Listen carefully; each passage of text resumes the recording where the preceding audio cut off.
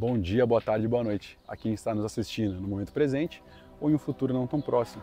Esse é o podcast Respire e Confia. Nele vamos estar convidando dois profissionais da área da saúde para todo episódio juntos estarmos desconstruindo alguns tabus, trazendo luz a alguns questionamentos e fazendo um convite para você confiar e respirar.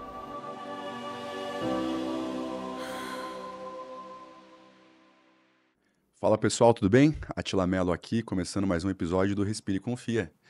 Hoje eu trouxe um convidado muito especial, trouxe aqui o Luizão, grande amigo, parceiro comercial. A gente vai falar um pouquinho sobre tecnologias, área da saúde, como se complementam e aonde se encontram. Vou deixar o Luizão aqui falar um pouquinho sobre a história dele, se apresentar. Luiz, seja muito bem-vindo. E é isso, vamos ter uma conversa bem legal. Obrigado, Átila. Obrigado pelo convite. Muito legal como que isso aconteceu, né? Tô aqui, passeio com a família, o Átila, pô, não, vamos lá, vamos bater um papo sobre saúde e tecnologia, que é muito interessante. Legal, obrigado, agradecido, viu? Um pouquinho da minha história, cara, acredite ou não, a minha primeira profissão foi mecânico diesel. Eu trabalhava com uma coisa chamada bomba injetora de caminhão. E aí trabalhava com meu pai sempre dizia para mim que bomba injetora é o coração do caminhão. Acho que talvez por isso eu sempre quis trabalhar um pouquinho na área da saúde. Aí bem interessante. Então foi minha primeira profissão. Comecei a entrar na área de tecnologia quando meu pai comprou o primeiro computador dentro da empresa dele. Eu costumo dizer que ele perdeu o melhor funcionário dele. Aí eu fui fazer faculdade de ciência da computação e assim, sou apaixonado por tecnologia, principalmente tecnologia na área da saúde. Oh, show de bola. Você está à frente ali da Lusa, né? Correto? Sim, sim, Há sim. quantos? Sou o Já há uns CEO da 10 Lusa anos? há uns 10 anos, já sou o CEO da Lusa. É uma software house, né? Então a gente cria sistemas e aplicativos para diversas áreas, principalmente na área da saúde. Legal, legal. É, Eu conheci o Luizão, na verdade. Eu não lembro como que a gente se conheceu, na verdade. Eu sei que hoje a gente tem uma relação comercial. A gente está desenvolvendo em parceria um aplicativo ali voltado para os pacientes ali da Bem Viver. E nesse meio do caminho a gente vai conversando enfim. Foi para São Paulo, agora ele está aqui e a gente vai se conhecendo melhor. E quando ele veio para cá, quando ele falou que ia estar passando aqui, eu falei, meu, perfeito, né? Porque eu já linkei na hora. Falei, cara, vai ser uma baita oportunidade de a gente poder ter conversado, a gente poder trocar uma ideia bem legal.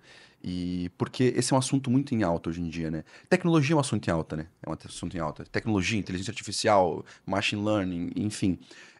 Todos os segmentos que a tecnologia podem estar levando, que são inúmeros.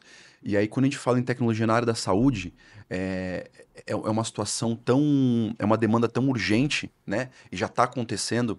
Só que a gente vê no o Brasil é um país tão desigual.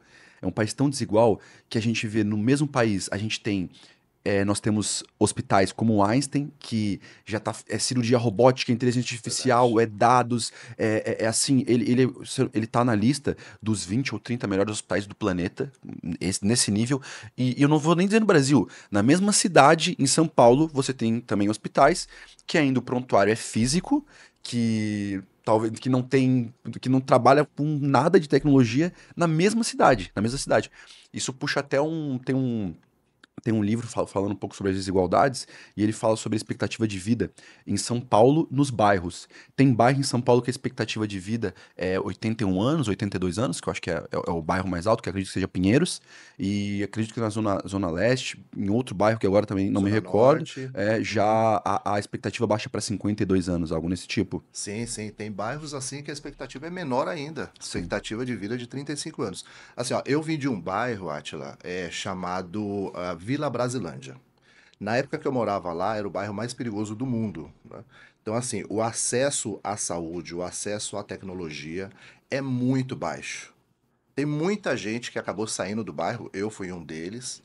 Fui para o interior, né? Meus pais falaram que na Vila Brasilândia não era um local para se criar os filhos na época. E a gente foi para Itatiba, interior de São Paulo, porque era passagem para Serra Negra, né? Que meu pai é natural de Serra Negra. Mas a gente vê muita gente do bairro que não evoluiu, gente que morreu cedo. Às vezes eu ligo, converso com amigos, falo, cara, aí e o nosso amigo lá, cara, o nosso amigo faleceu, assassinado, enfim. Então, assim, é muito caótico. e tive a oportunidade também de acompanhar alguns entes em hospital lá no bairro, né? Embora tenha um hospital gigantesco, o bairro é muito grande. Sim. Então, assim, a fila de espera, corredor, as pessoas em maca no corredor sofrendo é muito grande. É. Então, isso, e realmente, a tecnologia, ela pode vir como uma ferramenta e como um instrumento que ela vai equalizar isso. Porém, tecnologia custa dinheiro. Porque a tecnologia, acho que como você bem sabe, exige tempo, exige investimento, exige pesquisa, exige erro e acerto, e isso tudo tem que ser custeado.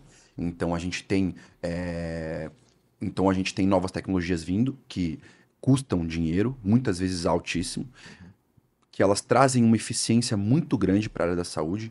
Isso a gente está falando de hospital, mas a gente pode falar como um todo. Quando a gente está falando, a gente pode começar na atenção primária, a gente pode começar no home care, a gente pode começar no celular, na palma da mão, né? Nós temos diversos aplicativos hoje focados, vamos puxar um pouquinho o site da minha área, focados em saúde mental. A gente tem saúde e promoção como um todo, né? Uhum. Mas na área da saúde mental, a gente tem diversos aplicativos que eles funcionam para ajudar na jornada do paciente. Sim. E eu vejo isso porque aconteceu comigo, né? Eu em 2017, depois do momento ali que eu tive um ataque de pânico, eu comecei a fazer terapia e, por coincidência, eu encontrei um aplicativo, apareceu numa propaganda do YouTube. Parece que o YouTube sabia que eu tinha tido um ataque de pânico. Com certeza ele sabia. E aí, e aí ele. E aí me veio aquela propaganda ali do Headspace, que é um Uhum. aplicativo de meditação guiada. E aí eu baixei, e aí eu comecei a pagar e fiquei 2 anos utilizando. E foi muito bom, foi muito bom. Então, assim, é muito legal. E assim, não era nada absurdamente caro, eu acho que era R$ 25 por mês, alguma coisa assim. E eu tinha, assim, uma série de meditações guiadas, e depois ele tem alguns cursos, e aí você vai entrando. E aí depois, aquele aplicativo me levou a buscar mais essa questão da meditação. Hoje em dia é uma coisa que faz parte da minha vida, que eu faço diariamente, e que eu já faço, eu não faço mais a guiada, eu faço a minha própria meditação ali. Mas tudo isso começou ali com o aplicativo, com a tecnologia, uma tecnologia a um preço já mais acessível, né? Uhum. Porque aí traz. E me ajudou muito naquele momento, né? Me ajudou muito naquele momento. Então, é muito interessante as possibilidades que, quando a gente está falando de aplicativo, elas trazem pra gente, né? Sim, sim. Assim, eu vejo que tem muitas possibilidades e costumo dizer que o grande salto de tecnologia nos próximos 10, 20 anos será na área de saúde. Assim, ó, a gente hoje tem aplicativos pontuais que te ajudam ali na meditação, te ajudam ali no dia a dia, a você organizar o seu dia, o que não deixa de ser também um controle ali da ansiedade, daquilo que você precisa fazer durante o dia. Como a gente tem aplicativos hoje que fazem segunda opinião de laudo de eletrocardiograma, aplicativos que reduzem o tempo de estadia de um paciente de cirurgia cardíaca desde o início até o final. Então, assim, existem vários aplicativos hoje que estão aí no mercado. Como você bem diz, é caro fazer a implantação de um aplicativo desse. Mas eu acredito que muito mais do que o valor de investimento, porque isso você tem um retorno, é você mudar a mentalidade das pessoas que continuam fazendo a mesma coisa. O prontuário no papel ainda, por exemplo. É, então, e esse tipo de situação que ocorre, em boa parte do Brasil ainda existe muito hospital com prontuário no papel, isso aumenta o risco de erro, né? Diminui a eficiência. Quando a gente não tem. A gente estava falando um pouco antes de começar, né? A gente estava falando sobre dados, né? Quando a gente não tem tudo num sistema, a gente não consegue tabular, a gente não consegue comparar as melhores práticas, Exato. né? A gente não consegue estar indo olhando para uma direção e aí criando protocolos para serem seguidos. E isso realmente é um desafio, né, na saúde. Como maneiras que a gente consiga trazer essas possibilidades, né, em saúde, essas possibilidades em tecnologia, para uma realidade brasileira, para uma realidade de ser mais acessível para todos os brasileiros, para todos os hospitais. Como que isso pode ser feito, né?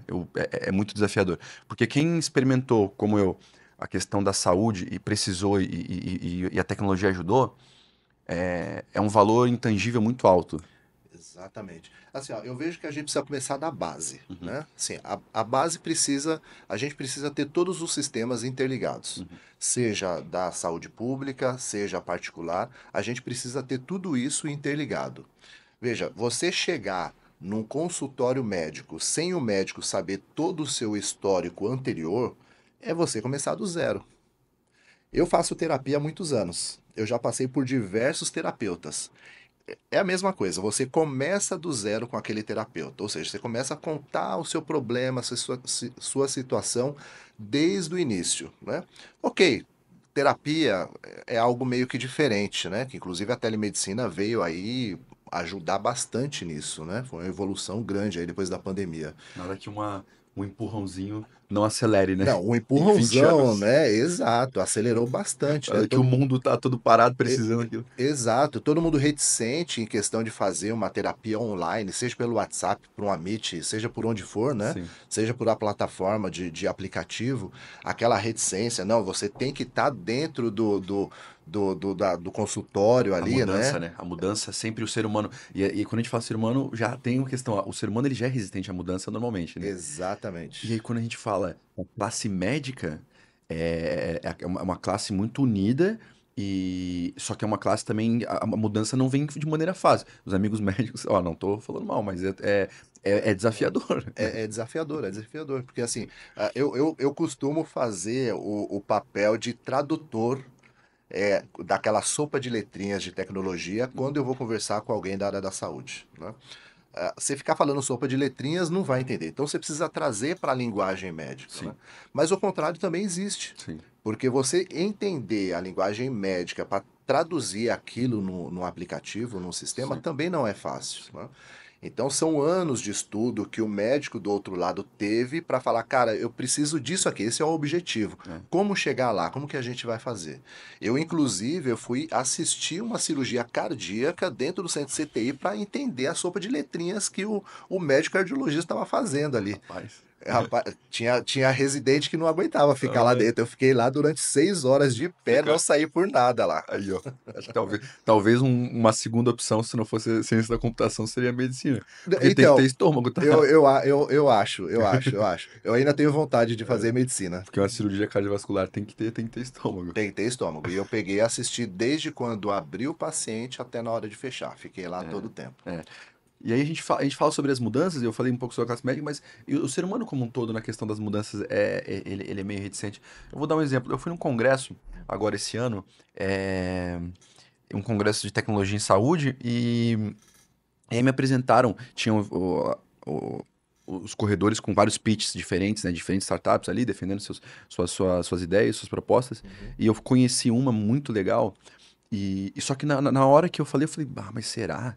Era uma por WhatsApp, era consulta por WhatsApp, fazia uma consulta por WhatsApp. Os médicos se cadastravam e, por exemplo, o médico tá ali ocioso no consultório dele porque faltou duas pessoas. Aí ele tem ali 1 hora e meia ocioso. Ele entra ali, tem uma pessoa já na fila de espera, ele faz a consulta ali, uma consulta, uma pré-consulta, aí que se for algum caso, ele encaminha para algum especialista e tudo mais.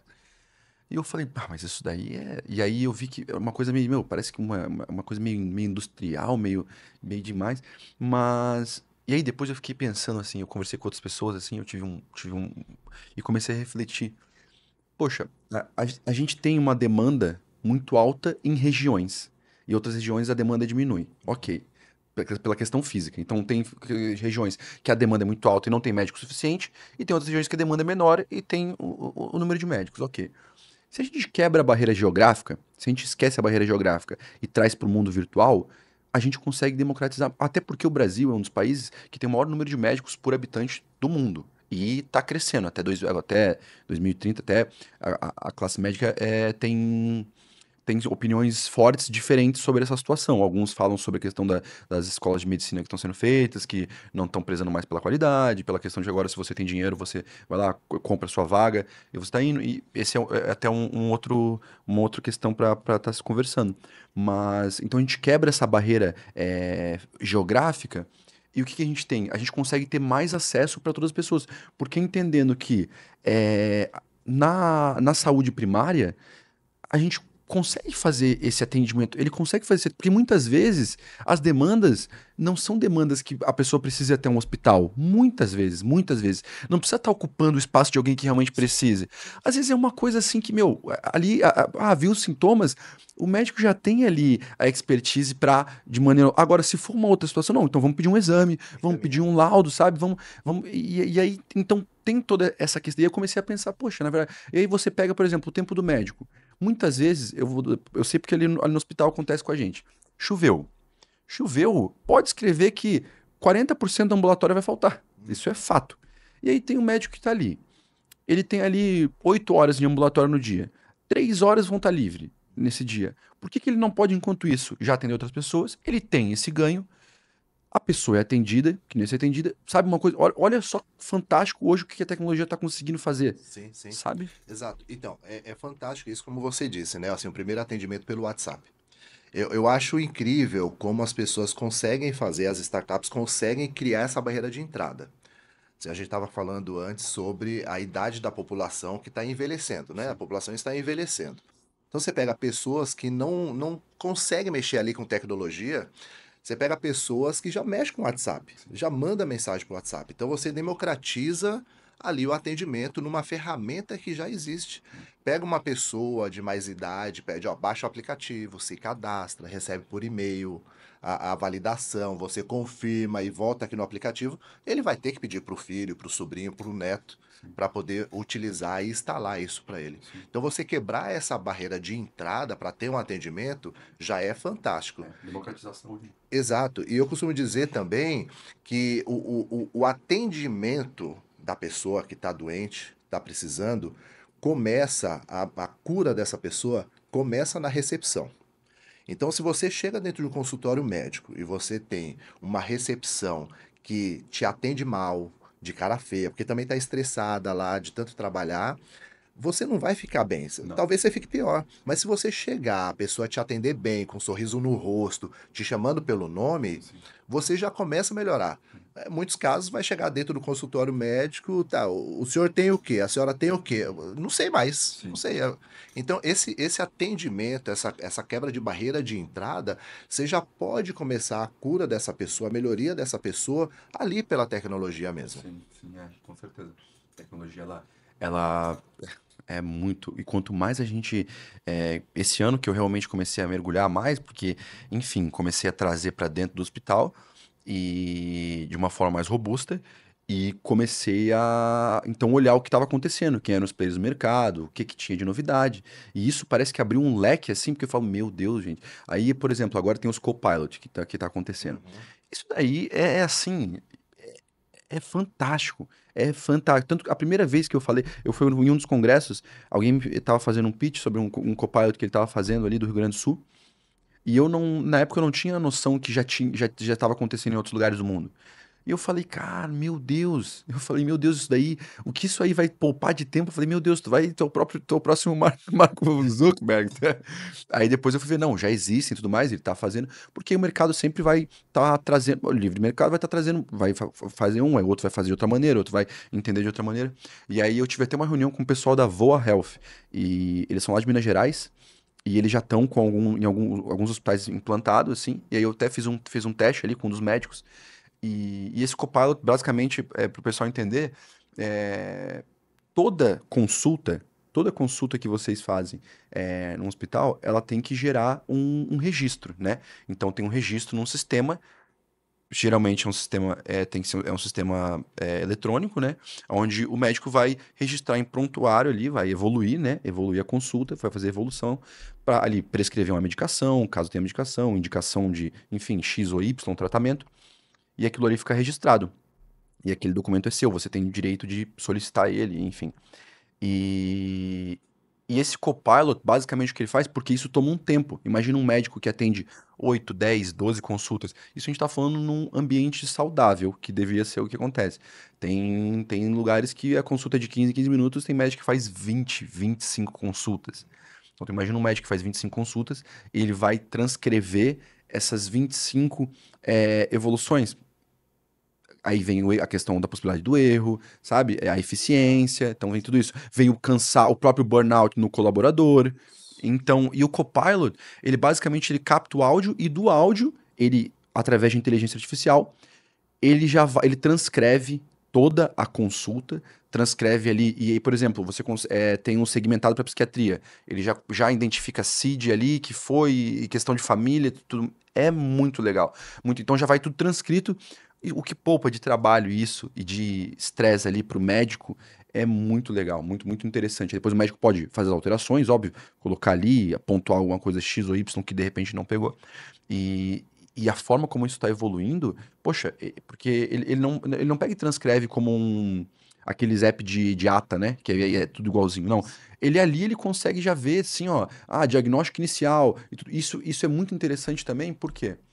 Porque a gente tem os casos, por exemplo, num hospital, a gente agora vai ter, daqui para frente, os hospitais eles vão ter uma forma de o médico ter uma garantia de uma supervisão, né? Porque muitas vezes o médico ele tá iniciando ali e todo mundo tá passível de erro. Então é bom ter esse, olha, ele vai olhar ali, por exemplo, vou dar um exemplo, o roteiro aqui, né? Esse roteiro hoje que a gente tá falando, que a gente não tá seguindo nada, por sinal. É, Boa. o roteiro, geralmente, o que eu faço? Chat GPT, eu vou ali, aí eu coloco o elenco, as principais características do convidado, qual que é o assunto, o que que eu gostaria de falar, trago algumas coisas e ele me joga ali um roteiro. Aí daquilo ali eu vou, não, pera, vamos tirar isso, vamos colocar aquilo, vamos fazer. E ali eu vou construindo. Isso me poupa um tempo, porque eu teria que ter um redator, teria que fazer uma reunião, pensar, olha o tempo, eficiência, custo que traz. E isso está sendo. Tá passando para outras áreas, outros segmentos, né? E na saúde isso é muito importante, porque na saúde a gente tá falando de vidas, né? A gente tá falando de vidas. Sim, sim, agora imagina você ter isso tudo transcrito, com palavras-chave, já indicando um direcionamento, né? Que coisas que foram faladas durante a consulta que são mais importantes. Porque assim, veja, quando a pessoa tem mais idade, chega para fazer uma consulta, me parece que ela quer mais atenção do médico do que propriamente dito o problema dela. Ela quer conversar, ela quer falar. Eu vejo os meus pais, têm 77 anos cada um, e eles sempre falam: o médico foi atencioso, eu fiquei 1 hora na consulta médica e ficou ali conversando. Então você pega isso tudo transcrito, pegando as coisas importantes que é sobre a saúde do paciente, e isso tudo interligado numa rede onde todos os hospitais, todas as clínicas conseguem entender o que o paciente tem, qual é a evolução do paciente para o melhor tratamento do paciente, né? Então você economiza o tempo do profissional para entender tudo aquilo e vai direto no objetivo que é resolver o problema ali do paciente. Traz muita. Traz eficiência, traz segurança, né? Segurança do paciente. A experiência do paciente e do familiar é diferente. Porque, por exemplo, no momento que você tem 1 hora para poder conversar com o médico olhar no teu olho. Antigamente tinha muito isso na medicina da família, né? Mas do médico conhecer o seu filho, conhecer o seu pai, te chamar pelo nome, é uma coisa que se perdeu um pouco. Mas, e aí os médicos que conseguem manter isso ainda são os médicos totalmente diferenciados. Porque tu vai, putz, meu Deus, hoje em dia é estranho quando acontece isso, né? Vai, meu Deus, esse médico me atendeu super bem. Exato. Não, nossa, você falou uma coisa que é realmente, você chega hoje, principalmente quando o atendimento é num ambiente hostil, né? Então, o profissional da saúde tá ali naquela No pegada segundo tal. plantão seguido, correria, coisa acontecendo. Então, eu não sei se eu cheguei a comentar com você, eu sempre fiz artes marciais. E eu tô com 52 anos de idade, né? Achando ainda que sou um garoto de 15, né? Eu fui fazer um salto dentro do tatame, né? Dentro do dojo, fui fazer um salto, bati o ombro, caí errado, bati o ombro, isso aqui veio parar aqui, achei até que tinha quebrado, e fui direto pro hospital público. Uhum. Cheguei no hospital público, atendimento de emergência, eu tenho plano de saúde e tudo mais, mas o plano de saúde na cidade é dentro do hospital público. Sempre encaminha direto. Eu também já aconteceu. Exato. Cheguei lá, tinha uma pessoa que estava pior do que eu. O cara tinha. Tava no bar, tava bebendo, caiu, a garrafa quebrou, ele pisou com os dois pés na garrafa, tava sangrando e tava aquela coisa Caos. feia, aquele caos dentro do hospital. Não, não, atende ele. Eu tô com dor, mas eu tô aqui de boa, né? Atende o cara tá sangrando. E o profissional da saúde tá tão assim que o cara tava com dor, tava gritando, tava xingando ali. o negócio vira um pandemônio, né? Então, esse tipo de coisa realmente é estressante. Então, se a gente usa a tecnologia para tirar esse estresse das coisas que não deveriam precisar, não é precisar de pessoas, mas não deveria ter o trabalho manual, braçal. O médico ficar escrevendo dentro de um sistema, sendo que agora você tem o Copilot, você deve ter outros por aí, para transcrever aquilo, pegar as informações-chave. Você humaniza o atendimento e não Exato. burocratiza o atendimento. Exato. Eu acho que esse é o principal, né? É trazer de volta o paciente para o centro, né? Exato. E o médico ali como principal ator dentro de um ambiente hospitalar, conseguindo ter tempo com esse paciente. Acho que esse é o principal. E aí, quando a gente fala, é isso que é muito louco, né? Tecnologia a gente joga longe. Agora a gente está falando do paciente e do atendimento humano para o paciente. Mas a tecnologia também traz uma coisa muito boa, que é a gente pensar no colaborador e na saúde do colaborador também, né? Na saúde desse médico que tá. Poxa, urgência e emergência mesmo é loucura. Hospital, ambiente hospitalar, internação, porta aberta, situação. Eu vejo ali na BMV, ali, poxa, a gente tem as demandas ali, eu vejo que os médicos são, meu, eu bato palmas para a equipe médica ali, Sim. para toda a equipe médica do hospital, porque eu sei qual é a realidade, mas principalmente ali na realidade que eu vivo, que eu vejo acontecendo, é, e sempre a demanda deles, quando a gente está conversando nas reuniões, reunião no corpo clínico com a diretoria, a demanda deles é: a gente precisa de tempo para ver o paciente. A Uhum. gente precisa de tempo para poder cuidar do nosso paciente. E às vezes eu vejo assim, porque é burocracia, é essa demanda X e que vem. E aí a gente tem que pegar. Aí o trabalho do gestor é olhar, montar esse fluxo, né? Olhar para esse fluxo e falar: não, peraí, vamos limpar isso aqui a gente consegue transferir, isso aqui a gente tem que ter uma pessoa responsável, porque o que a gente precisa, no final das contas, é o paciente sendo atendido olho no olho pelo médico. O Exato. paciente, o familiar, sabendo o nome do médico que está responsável pelo paciente dele. Essa é sempre o objetivo, o norte, né, que a gente tem ali. Então, só que para fazer isso, eu preciso dos médicos e da equipe como um todo, a equipe de enfermagem, toda a equipe de saúde, eu preciso deles saudáveis. Eu preciso deles saudáveis. E a gente tem um ambiente hospitalar, muita pressão, muita demanda, muita responsabilidade. Então, o que acontece? O índice de burnout, ele vem crescendo, né? Essas demandas, elas vêm crescendo e hoje em dia o médico ele assume vários papéis, né? Falando um pouco do médico aqui. Ele tem várias personas. Às vezes as pessoas têm muito uma coisa. Hoje em dia, uma coisa meio que. Quase que um pouco de. Eu não sei se dizer se a palavra é raiva, mas parece que o pessoal, tipo, o médico ganha super bem e atende o pessoal em 5 minutos. E parece que fica isso meio como. Só que o pessoal não vê toda. Vou dar um exemplo, a persona do médico aqui, ó, normal, ali na BMV. Atende plantão, ambulatório, já é outra persona, é outro trabalho, é outra realidade.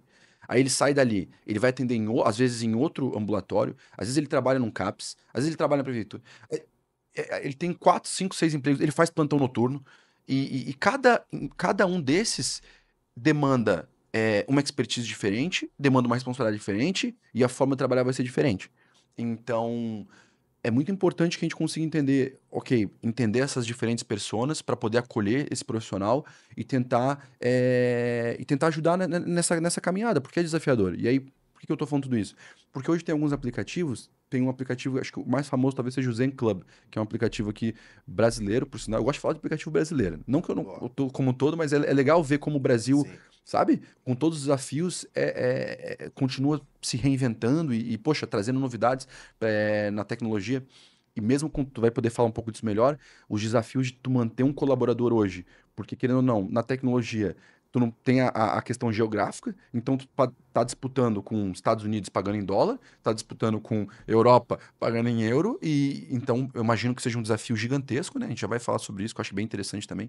Mas, então, aplicativos como o Zen Club, que eles trazem uma estrutura para empresas, né, para promoção em saúde de empresas, que aí, por exemplo, nesse caso, se eu não me engano, a empresa pode comprar um pacote e aí os profissionais eles têm atendimento online 24 horas, eles têm ali testes psicológicos para estar fazendo. E aí esse aplicativo, querendo ou não, vai trazer o que a gente falou desde o início, que eu acho que é o principal. Dados. Acho que até o nome do podcast vai ser dados. Ele Boa. vai trazer muito dado para o RH da empresa, para a tomada de decisão, como que está a saúde do trabalhador, como que está a saúde do teu colaborador. Porque não adianta, se a tua empresa está faturando milhões, poxa, tá voando, e teus colaboradores estão doentes, cara, tá falhando, a tua empresa, a tua organização tá falhando como organização. E aí tu precisa sentar e rever, porque não vai ser sustentável esse crescimento. Eu acredito muito de que a empresa, a gente sempre tem que ter a perspectiva financeira ali para estruturar, mas se a nossa equipe, se o nosso time não tá junto, não tá crescendo feliz, não tá ali acontecendo e fazendo acontecer de uma maneira saudável, cara, aí tá errado, não tá funcionando. Tá errado. Então, assim, como você disse, a gente precisa ter essa estrutura financeira, só que ela não pode ser a qualquer custo, né? Isso. A gente tem que tratar dos profissionais, a gente tem que entender se esses profissionais não estão entrando ali no burnout, se não estão sobrecarregados, porque no final do dia a gente está falando sobre vidas. E é muito sensível, porque se você tem um hospital e esse paciente morre no hospital por negligência, né? Porque o médico está muito cansado, porque aconteceu alguma coisa ali de responsabilidade do hospital ou do profissional, é um problema sério, Sim. né? Não é uma empresa que vendeu um tênis errado, vendeu um celular com defeito. Você está falando de uma vida. E você pode salvar durante o ano 1 milhão de vidas. Você perdeu uma, o marketing para o hospital vai ser horrível, né? Vai ser horrível.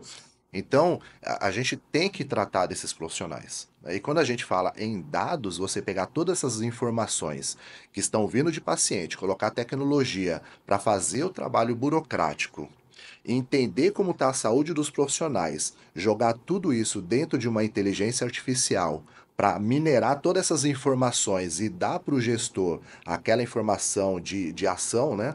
Para onde eu devo seguir, para melhorar toda a performance aqui, é fantástico, é fantástico. Então, a gente enxerga muito o custo de tudo isso. Não é barato, Sim. né? Não é um investimento baixo, é um investimento alto. Sim.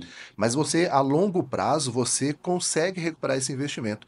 Acho que a grande sacada aí são as startups, né, que têm inovação na área de medicina, elas conseguirem mostrar para o hospital qual é o retorno desse investimento. Eu conversei com muitas startups e o que elas falam é o seguinte: o meu aplicativo, o meu sistema vai salvar vidas. Ok, e é perfeito, é perfeito. Mas só isso não basta para você fazer uma implantação de um sistema que tem um alto investimento, sem falar do retorno que esse investimento vai dar. E isso aí tem que estar tudo equilibrado. Então, tem que melhorar a vida dos pacientes, em primeiro lugar, tem que melhorar a vida dos profissionais da saúde, mas também tem que melhorar o fluxo financeiro de dentro do hospital. É isso. Tem que conversar entre si, né? Tem o mapa estratégico, né, de Kaplan e Norton, uma teoria que são dois professores de Harvard e eles montaram assim, eles têm um mapa estratégico, esse mapa estratégico ele funciona em 4 pilares. O pilar da perspectiva financeira, de sustentabilidade, né, da organização, o pilar de mercado, que são os clientes, né? O pilar de processos internos e o pilar de aprendizado e crescimento. Então, o que cada um faz para o outro? Então, perspectiva financeira é através dali que o hospital vai crescer e ser sustentável. O que sustenta esse pilar? Aí vem a perspectiva de mercado. São os clientes que sustentam esse pilar. Então, a gente tem que entender quem são os nossos clientes e o que nós precisamos fazer para que esses clientes venham até nós e a gente continue crescendo na perspectiva financeira. Que geralmente a gente vai ter objetivos, né? Na perspectiva financeira, a gente vai ter o objetivo de crescimento e eficiência. Então, para crescer, precisa de mais clientes. Então, e aí tem a perspectiva de processos internos. Quais processos eu preciso fazer de maneira excelente e eu preciso mapear para conseguir sustentar os clientes, para sustentar a financeira. E na base de tudo, aprendizado e crescimento, que aí é a questão da cultura organizacional, é a questão da liderança, é a questão dos processos tecnológicos. O que eu preciso ter de estrutura? Estrutura de TI, estrutura de pessoas, né? Estrutura de treinamentos para conseguir evoluir nos processos, para evoluir nos nossos clientes, para, consequentemente, ter a perspectiva financeira crescendo, conseguindo atingir os objetivos. Então, e basicamente esse é o ciclo das empresas e em startups também funcionam da mesma maneira. Também vão precisar no final das contas. A conta é um pouco diferente, acho que nas startups, por exemplo, o que ela é. Quando muita startup ela opera em prejuízo no início, né? Mira no crescimento, né? Sim, E aí sim. você vê o número que os investidores olham é um número bom. Tá, o crescimento tá ok. Não, então tá. Esse queimando esse caixa é previsto. Tem grandes empresas que, de exemplo, né? Acho que o Spotify acho que tá queimando caixa ainda. O Spotify. Spotify ainda queima caixa. O iFood queimou muito caixa antes de ser vendido toda a operação. Que inclusive o iFood é de Jundiaí, é lá do lado É. de onde eu moro, né? Nasceu lá. Eu vi um podcast sobre o iFood e eu achei, sim, eu falei, que do caralho. Sim, meu É Deus. muito legal, é muito legal. E é difícil entender quando uma startup, eu custei a entender isso, né? O chamado cash burn. Uhum. É, a startup recebe um investimento e ela tem que queimar esse dinheiro.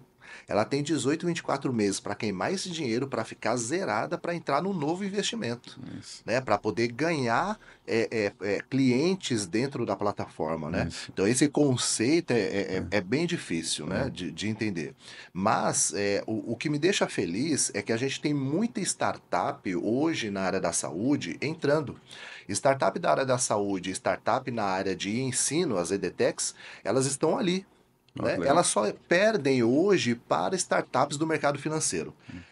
Que eu nem sei dizer se startup do mercado financeiro é de fato uma startup, porque já nasce meio rica, né? Sim, Essa startup quase que nasce meio rica. sim. Mas quando a gente pega o desafio de startups da área da saúde, também é uma quebra de paradigma, porque os investidores ainda não estão tão acostumados a investir na área da saúde, Sim. né? Então, como eu disse, a startup precisa falar de retorno financeiro se ela quer ter investimento, né? Então, para que justifique esse dinheiro que entra dentro do caixa dela. Só para vocês terem uma ideia, o Luizão tá falando, então, por exemplo, primeira rodada de investimento. Eu tô montando meu aplicativo, né? E tá ali, ele tá rodando e eu consigo um investimento. Aí vamos dizer que eu consegui um investimento de 12 milhões na primeira rodada. E tá ali o contrato.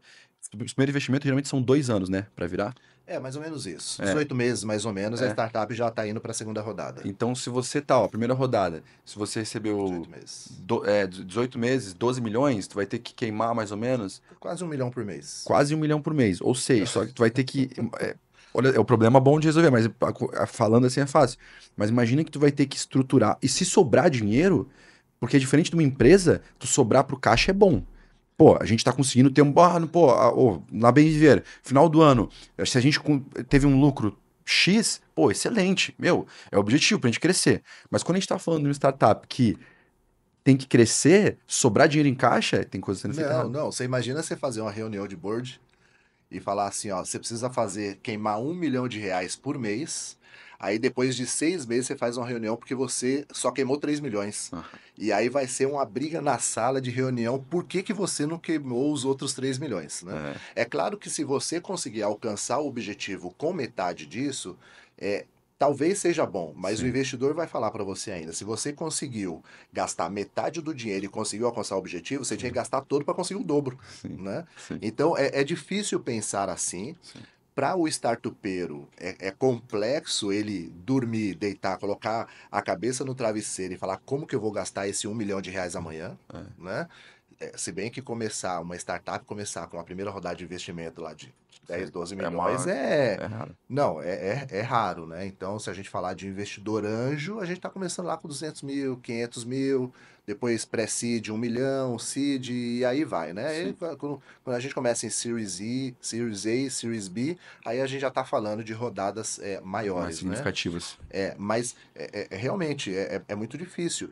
Entendendo que o passivo é todo seu, Sim. né? Então você tem que gastar 1 milhão de reais.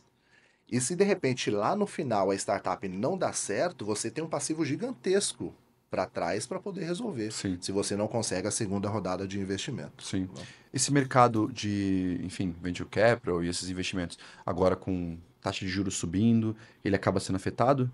Afeta bastante porque o investidor acaba colocando o Renda dinheiro em fixa. renda fixa, né? Porque ele tem uma garantia do que em startup. Sim, É claro que tem investidores que têm a tese que ele está lá nos dois, né? sim, Ele tem a parte que ele vai colocar em renda sim. fixa e a parte que ele vai investir em startups, né? E uma coisa interessante é que tem muito dinheiro na mesa, principalmente do governo, Hum, né? Para ajudar empresas. sim. E Eu, tem eu vi nesse congresso que eu fui, tinha a premiação do Sebrae e tudo mais, que eles investem, investindo 100, isso, 200 mil. exato. E aí hoje você tem grupos de investimento que tá pegando esse dinheiro para poder fazer a gestão desse dinheiro colocando dentro de startups. Entendi. E eu acho bastante interessante, porque o É, governo precisa gastar esse dinheiro, ele sim, precisa colocar dentro das empresas, sim, né? sim, claro. E eu acho interessante porque você tem um benefício, né? Sim. Você tem um benefício de crescer outras empresas, colocar startups aí no mercado. É, e eu acho que ninguém, acho que do mesmo jeito que pro founder é uma pressão, tudo mais, para conseguir, né, as rodadas, para conseguir, enfim, tu sentar com um investidor lá, com um escritório de venture capital, tu vai ter todos os executivos ali, deve ser uma pressão gigantesca, mas ao mesmo tempo, pro lado do executivo da empresa, de venture capital, enfim, se ele decide não investir, ok, e aquela ali é o próximo Uber, e aquele ali é o próximo iFood da vida. Você tem que lidar com isso, né? Você tem que lidar com isso. Por isso que esses grupos de investimento, hoje em dia, e até os investidores anjo, eles se profissionalizaram para não ter que investir numa única startup, Uhum. né? Então, Mas o, também. o cara lá está começando, tem R$ 200 mil, ao invés de ele colocar R$ 200 mil em uma startup, Uhum. ele entra num grupo de investimento anjo e tem 10 pessoas que não colocam 20 mil. Sim. Então ele distribui também esse É. dinheiro em várias startups para quê? Para que uma dê certo, né? Sim, sim. Geralmente a gente vai estar falando de cada 10 startups, uma dá Sim, certo, de sim. cada 100 uma vira um unicórnio, Sim, né? De sim. cada 100, de cada 1.000, É, não tenho esse número exato, sim, mas é difícil virar um unicórnio, sim. né? O pessoal entender, unicórnio é uma startup que já faturou mais do que 1 milhão, né? Já foi 1 bilhão. vendida, já 1 bilhão, Avaliado em 1 bi. desculpa, 1 bilhão, né? Uhum. 1 bilhão. Então, um é. É um número grande, Sim, né? Então, tudo isso você começa a ter agora esses investidores se profissionalizando justamente para não ter isso, né? sim, Pô, sim, sim. deveria ter investido naquela É, startup, porque essa foi o grande lance ali e eu acabei não investindo. com certeza. É bem. Enfim, né? Todo mercado assim tem os desafios, tem a pressão, mas eu acho que esse mercado de tech e principalmente de startups, assim, ele, pela volatilidade, é bem desafiador. Mas por isso que eu falo, acho que os founders acho que se dão bem. Eu vejo traçar alguma característica é o pessoal que realmente é apaixonado por aquilo ali, acredita naquilo ali mais do que na própria vida, praticamente, e Exato. quase beira uma insanidade, assim. A diferença entre acho que a genialidade e a loucura é que é o que dá certo, né? É o Ah, que dá deu, certo. deu certo, pô, gênio. Não deu errado, bah, louco. Ficou, porra, 3 anos ali, não dormia, Não não faz dormia. bem, burnout, óbvio. Exato, Agora, não, pô, exato. deu certo, meu Deus do céu, monstro, Bill. Exato, exato. Eu costumo dizer que quando não dá certo, vira aprendizado. É isso. Né? Vira aprendizado para a próxima startup. É, Né?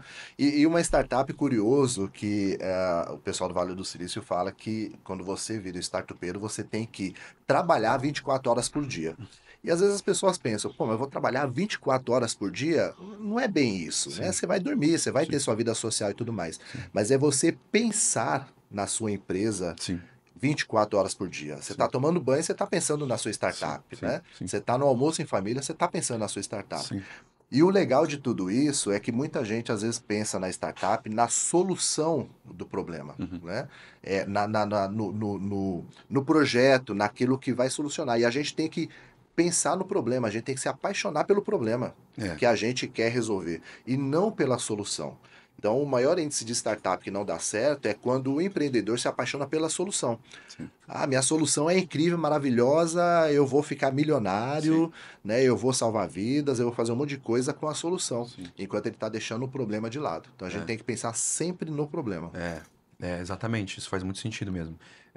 Que nem eu falei, o Luizão e eu, a gente tem uma relação, hoje, pô, um parceirão aí, mas a gente uma relação comercial de trabalho e, e eu aprendi muito com ele esse ano e até na minha própria trajetória, porque falando em problema, o que que eu via? Eu sempre observava ali na Benvier e eu via isso como uma dor, né? Eu via essa questão do, poxa, eu queria poder acompanhar o nosso paciente na jornada dele no pós-tratamento, né? Eu queria poder ter um olhar para esse paciente e que ele conseguisse ter um acesso às ferramentas que a Bem Viver fornece ali na internação, mas para ele após o término do tratamento. Como que a gente conseguiria fazer isso?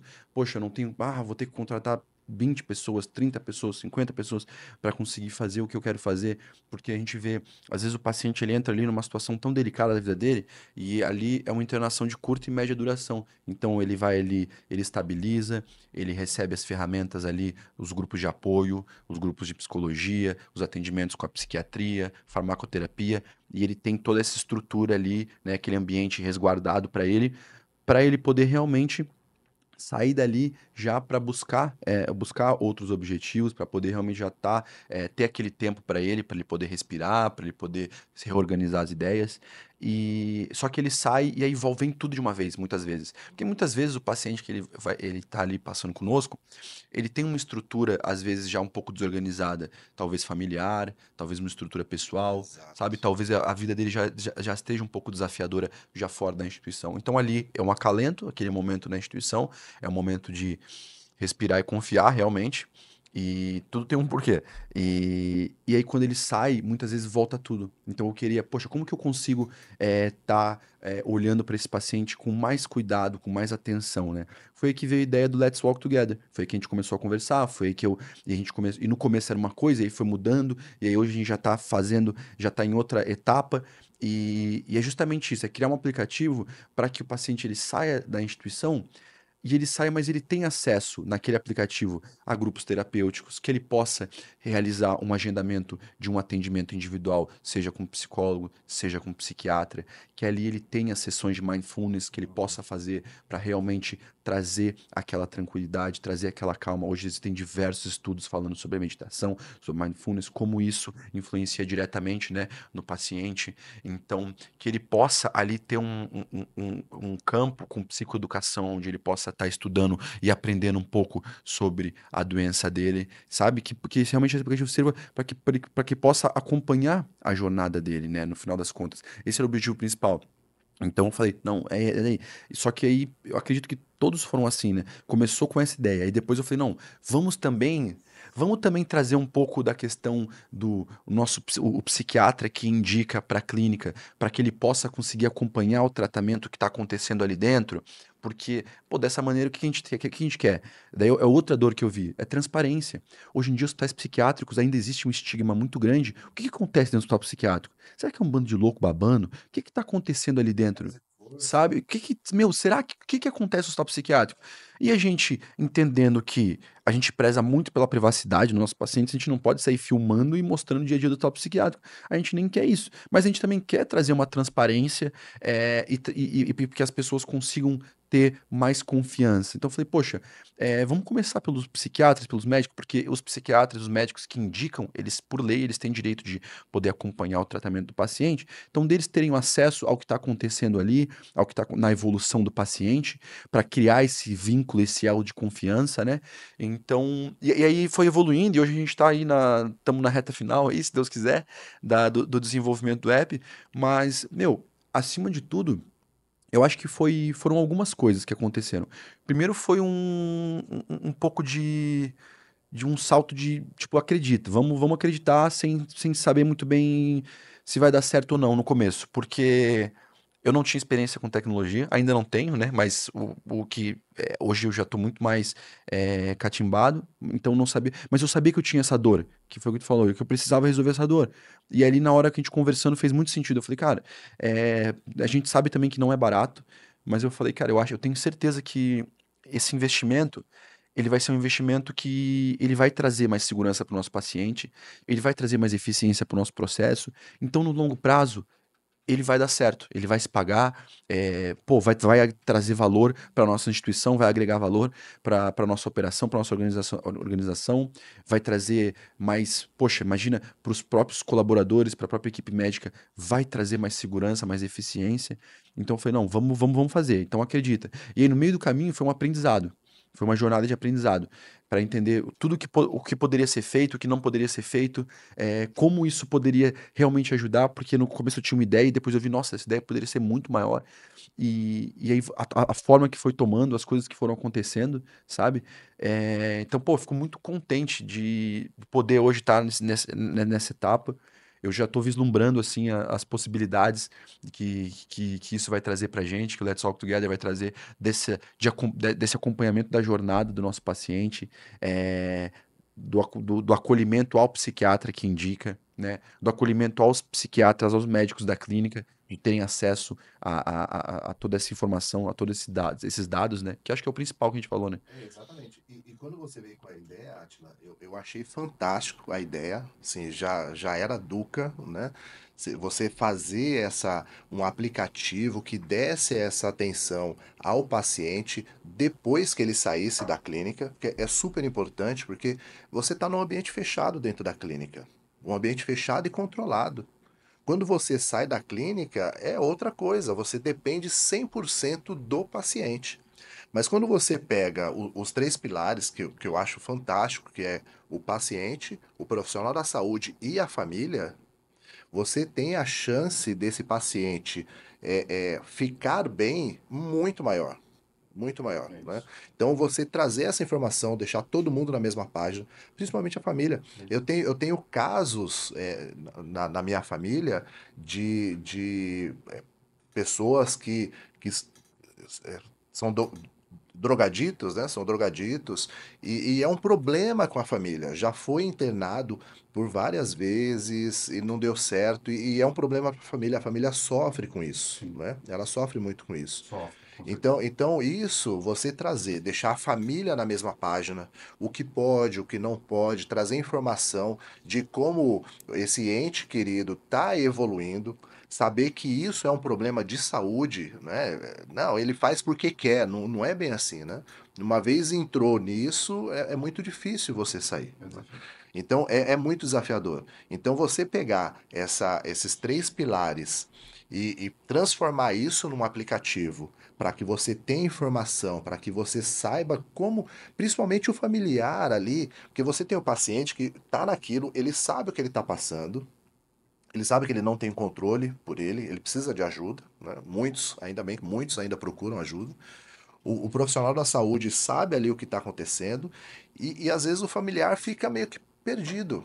Então você deixar esse familiar também na mesma página, né, a ponto de apoiar esse ente querido, para mim é fantástico. Essa ideia que você trouxe e que evoluiu, né, e evoluiu bastante nesse, acho que já tem quase um ano, né, que Quase a um ano. gente tá junto aí, É isso né, aí. e é uma pegada, porque você veja, não é algo simples, né? Não. A cada reunião que a gente faz semanal, É. a gente tem ali pô, um insight e muita coisa faz sentido, muita coisa você tem que guardar na gaveta, mesmo que né, fique com aquela expectativa, não, eu quero. Não, guarda na gaveta para isso aí sair depois, mas é fantástico isso, né? Trabalhoso, mas fantástico. Vai dar bons, ótimos frutos no futuro. Com certeza, né? Pô, acho que. E aí, por isso que eu trouxe, até porque tu falou, quando tu falou assim, de olhar pra dor, não olhar pra solução, Isso.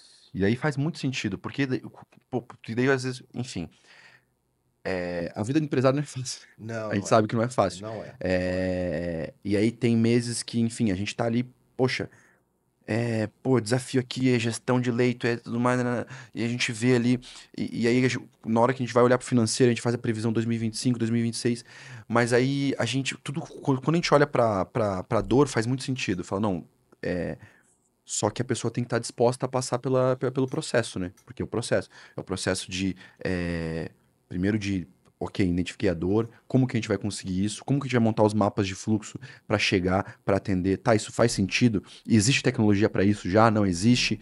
Como que a gente, tá, isso vai ficar uma coisa, vai ficar intuitivo para o usuário? Porque no final Exato. das contas tem que, o principal usuário, eu posso fazer, nossa, o negócio, a cura da brisa química, chegar o pessoal não conseguir utilizar, Exato. Não faz sentido nenhum, não né? faz Não vai sentido. conseguir utilizar, aí vai ter uma barreira de entrada de usar o aplicativo, É, né? E aí não faz muito sentido. é, Mas isso é bacana você colocar isso, porque essa é a vida do startupeiro, né? é. É Então isso. você já é um empreendedor e aí caiu para ser o startupeiro também. Então, É, é essa vida de pensar é. no Por problema. isso que tu falou do 24 horas, e é verdade. E é verdade, e é verdade. Você vai dormir É, e aí nossa, você não sonha mais nos carneirinhos pulando. Você sonha será que que, amanhã você precisa conversar comigo é, porque você acha que a gente será que deve aquele tirar o código motor de ali. cima e colocar para. Isso, exatamente, exatamente. É muito louco, muito louco. Mas foi muito legal. É uma jornada que está sendo muito legal. Nosso tempo tá acabando. É, queria te agradecer porque, pô, nas tuas férias aqui, tu tirou um tempo aqui pra gente poder estar tendo essa conversa, foi muito agradável. Montei um baita roteiro que eu nem abri, nem li. Não, eu nem abri. O papo ficou tão legal que a gente nem seguiu o roteiro aqui. Nossa, nem vi. Boa. Então, mas foi, pô, muito conteúdo legal. Isso é uma, e é um episódio que eu queria gravar já há um tempo para poder conversar. Tu é um cara que tem um conteúdo muito legal e esse assunto é um assunto muito interessante. Então, te agradecer de coração por ter tirado esse tempinho aqui para estar com a gente. É, a gente vai ter que fazer um outro episódio em algum momento que ficou faltando muita coisa. Com E certeza. depois, quando eu for para São Paulo, a gente pega um estúdio lá, alguma coisa assim, Boa. e continuamos conversando. Para encerrar, eu queria. Eu sempre faço três perguntas pro convidado, que é indicar um livro, indicar um filme e indicar uma viagem. Um livro, um filme e uma viagem. Isso. Bom, vou começar pelo filme. O filme é uma série do Spotify, Uhum. né? Essa série do Spotify, eu acho bem fantástica e conta a jornada Ah, legal. do Spotify que ainda tá queimando Caixa. caixa, né? Ah, legal. Viagem, eu tenho várias, cara, várias que eu possa falar, porque eu ando de moto, você sabe. Então Sim. a gente tá sempre indo para um lugar e para outro, né? Sim. Mas eu diria que viajar pro sul tem sido uma das melhores. É. Já fui várias vezes para Floripa, Floripa é legal. Balneário Camboriú é a segunda vez que eu tô vindo, então eu recomendo bastante vir para esse lado. Show de bola. E o livro, tem um livro chamado Antifrágil. Eu já ouvi falar desse livro. Esse livro é fantástico, né? E por mais que não tenha um cunho que fala sobre startup, Uhum. ele fala muito sobre a vida, né? Sobre a vivência. Uhum. Dá para você tirar vários insights ali Hotel, tá. de isso, muito legal. Nassab, acho que é o nome do autor. E aí você tira vários insights para o dia a dia da nossa vivência. Antifrágil, então eu anotei. Antifrágil. Porque Exato. eu já ouvi falar desse livro em outro lugar, outra roda de É denso, conversa. é bem denso, é bem Aham. denso. É. Ah, show de bola. Mas vai bem interessante, com certeza. Então é isso. Mestre, meu muito obrigado, tá? Eu, E foi muito legal. A conversa foi muito boa. eu que agradeço, Átila, pelo convite e vamos nessa. É isso. Muito trabalho pela frente. Com certeza. Pessoal, muito obrigado, tá? Todos que ficaram até aqui assistindo. Esse foi mais um episódio de Respire e Confia. E é isso, seguimos.